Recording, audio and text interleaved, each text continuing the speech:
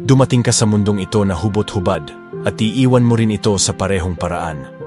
Mahina at walang magawa ka ng isilang, at magiging mahina at walang kapangyarihan ka rin sa oras ng kamatayan.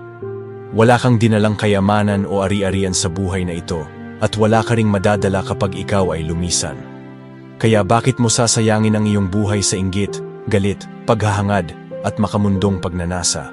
Bakit gugulin ang iyong mga araw sa paghabol ng yaman habang pinapabayaan ang patutunguhan ng iyong kaluluwa? Maikli lamang ang ating panahon, huwag itong sayangin sa mga walang kabuluhang bagay. Pahalagahan ang bawat araw na ipinagkaloob sa iyo ng Diyos at sundin ang kanyang mga hinihingi. Sa gayon, kapag dumating ang kamatayan, magtatamo tayo ng buhay na walang hanggan sa kaharian ng langit. Ang sabi ng Biblia, at ang sanglibutan ay lumilipas, at ang masamang pita ni Yaon. Datapuat ang gumagawa ng kalooban ng Diyos ay nananahan magpakailanman. Naway lumakad tayong lahat sa kalooban ng Diyos at tumanggap ng buhay na walang hanggan sa kaharian ng langit. Amen.